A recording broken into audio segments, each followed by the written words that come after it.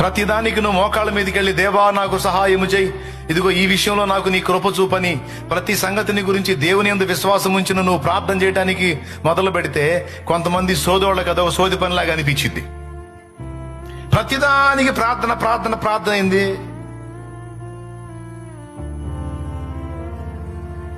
ప్రార్థన కాకుండా మరేం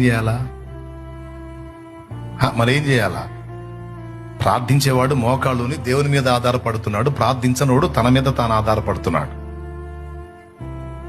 కాబట్టి ఎవ్వడో ఏదో అనుకుంటాడని నీకు అనవసరం. ఏది మొదలు పెట్టినా, ఏ పని మొదలు పెట్టినా, ఏ కార్యం చేసినా ప్రార్థనతో చేయి. ప్రార్థన చేయి, ప్రార్థన చేయి, ప్రార్థన చేయి, ప్రార్థన చేయి. నువ్వు నిజంగా దేవుని యందు విశ్వాసం ఉంచిన వ్యక్తివైతే ప్రతి విషయమును గూర్చి మోకాళ్ళుని దేవుని మీదనే డిపెండ్ అవుతావు, దేవుణ్ణి ఆశ్రయిస్తావు, దేవుణ్ణి ఆనుకుంటావు. దేవుడే చెప్పాడు అనేక సార్లు, నాకు మొర్ర పెట్టు నీకు ఉత్తరం ఇస్తా, నాకు ప్రార్థన చేయి నీకు ఆన్సర్ ఇస్తా. సోదరుల మాటలు పట్టించుకోవాకు, రా నా దగ్గరకు రా.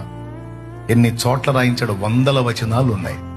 నన్ను అడుగుము, మొర్రపెట్టు, ప్రార్థన చేయి, నిజముగా మొర్రపెట్టు, ప్రార్థించని 100 వచనాలు ఉన్నాయి బైబిల్లో. క్రొత్త నిబంధనలోనే ఉన్నాయి చాలా వచనాలు.